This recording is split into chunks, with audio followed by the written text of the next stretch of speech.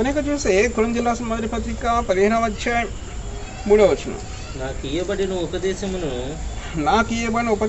మొదట మీకు అప్పగించితిని, నేను మీకు అప్పగించితిని. అదేమనగా లేఖనము ప్రకారము క్రీస్తు మన పాపముల నిమిత్తము మృతి పొందెను, సమాధి చేయబడను. చాలు ఇక్కడ పౌలు గారు రాస్తున్నాడు, నాకు ఇవ్వబడిన ఉపదేశం మొదట మీకు అప్పగించితిని. పౌలు గారికి ఉపదేశం వచ్చిందంట. ఆ ఉపదేశం మనకి ఇచ్చారంట. ఆయనకి ఎవరు ఇచ్చారు? పౌలు గారికి ఉపదేశం ఇదంతా ఎవరు ఇచ్చారు? యేసుప్రభువే ఇచ్చాడు. ఒకచోట పౌలు గారు ఏమంటాడంటే, ఎన్నికైన వారి వద్ద నేనేమీ నేర్చుకోలేదంటాడు. అంటే అపోస్తలులకు నేనేమి నేర్చుకోలేదంటాడు. ఎన్నికైన వారి వద్ద నేనేమి నేర్చుకోలేదంటాడు. వారంతటి వారిని ఆయన లక్ష్యం చేయి, నేను పట్టించుకుని అంటాడు. కానీ ఏమంటాడంటే, యేసుక్రీస్తు బయలుపరచడం వల్లే నాకు ఇదంతా లభించింది అంటాడు. అంటే ఏంటి? పౌలు గారు చెప్పిన మర్మాలన్నీ కూడా పౌలు గారికి ఎలా వచ్చినాయి అంటే యేసుప్రభు బయలుపరిచాడు పౌలు గారికి. అందుకే పౌలు గారు ఏమంటాడంటే, ఎన్నికైన వారి వద్ద నేనేమీ నేర్చుకోలేదు, వాళ్ళంతటి వారిని నాకు లక్ష్యంలో నేను పట్టించుకొని అంటున్నాడు. ఆయన ఏమన్నాడు? ఇవన్నీ కూడా ఎలా వచ్చినాయి అంటే యేసుప్రభు నాకు బయలుపరిచాడు అంటున్నాడు. అంటే ఏంటి? మనం ఎవరి దగ్గర నేర్చుకోవాలి? యేసుప్రభు దగ్గర నేర్చుకోవాలి. ఈరోజు నేను వాట్సాప్ గ్రూప్లో డిస్కషన్ చేస్తా. వాళ్ళు ఏంటంటే మెస్సియానిక్ గ్రూప్ అనమాట. వాళ్ళు మెస్సియానిక్ గ్రూప్ అంటే మెస్సియా నమ్ముతారు, యేసుప్రభుని నమ్ముతారు. వాళ్ళు యేసుప్రభు సిలువను కూడా నమ్ముతారు. కానీ ఏంటి? ధర్మశాస్త్రం పాటించాలంటారు, సబ్బాతు చేయాలంటారు, పండగలు చేయాలంటారు. ధర్మశాస్త్రం ఆజ్ఞలు పాటిస్తేనే నీతిమంతులు అవుతామంటారు. ఆజ్ఞలు పాటిస్తేనే నీతిమంతులు అవుతామంటారు. పౌలు గారు ఏమంటారంటే, యేసుప్రభు నాకు బయలుపరచబడింది, యేసుక్రీస్తును బయలుపరిచాడు అంటాడు. అతను ఏమంటాడంటే, మెస్సానిక్ అతను ఏమంటాడంటే, ఈ గ్రంథం ఇది ఇశ్రాయేల్ దేవుడు కదా, బైబిల్ దేవుడు ఎవరు? ఇశ్రాయేల్ దేవుడు కదా. ఈ గ్రంథం ఎవరు రాశారు? ఇశ్రాయేల్ రాశారు, మొత్తం ఇశ్రాయేల్ రాశారు. అంటే ఇప్పుడు ఏమంటాడు? ఇది ఇశ్రాయేల్ గ్రంథము, ఇశ్రాయేల్ దేవుడు ఇచ్చాడు ఈ గ్రంథం, ఇశ్రాయేల్ రాశారు, మేము ఇశ్రాయేల్ దగ్గర నేర్చుకుంటాము అంటాడు. నేనన్నాను, ఇశ్రాయేల్ దగ్గర నేర్చుకుని ఎవడు చెప్పాడు మీకు అన్నా? ఇశ్రాయేల్ దగ్గర నేర్చుకుని ఎవడు చెప్పాడు? ఎవరి దగ్గర నేర్చుకోవాలి? మనం దేవుని దగ్గర నేర్చుకోవాలి, పరిశుద్ధాత్మ దగ్గర నేర్చుకోవాలి. మనం పరిశుద్ధాత్మను బయలుపరుస్తాడు మనకి. ఇశ్రాయేల్ ప్రజలు బయలుపరచడం కాదు.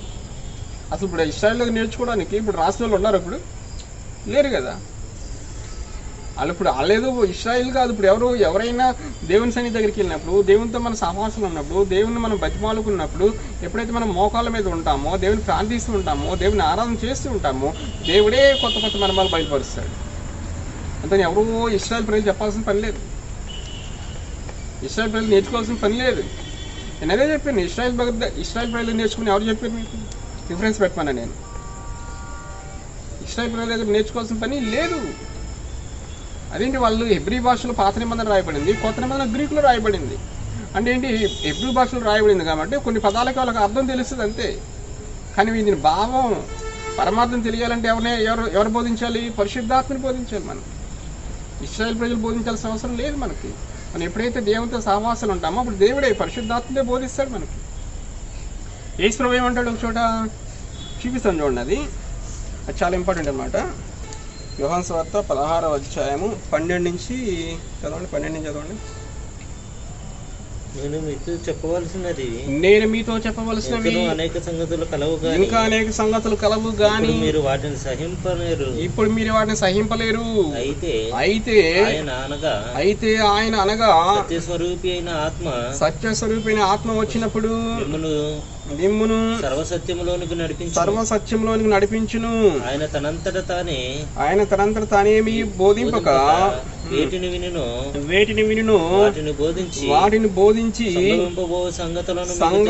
సంభవింపబో సంగతులను మీకు తెలియచేయను. చాలు. ఇక్కడ యేసుప్రభు ఏమంటున్నాడు? ఇంకా అనేక సంగతులు నేను మీకు చెప్పాలి, కానీ చెప్తే మీరు సహింపలేరు, మీరు తట్టుకోలేరు, మీకు అర్థం కాదు. నేను చెప్పాను మీకు అర్థం కాదు, మీరు వాటిని సహింపలేరు. అయితే ఆయన ఏమన్నాడు?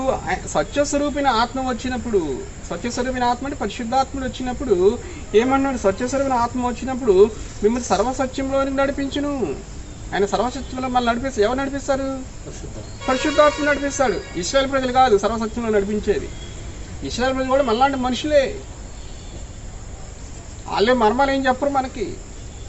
ఇక్కడ ఏమన్నాడు? యేసుప్రభు స్వయంగా చెప్తున్నాడు, సత్యస్వరూపిన ఆత్మ అంటే పరిశుద్ధాత్మలు వచ్చినప్పుడు మిమ్మల్ని సర్వసత్యంలో ఆయన నడిపిస్తాడు. సర్వసత్యంలో ఎవరు నడిపిస్తారంట?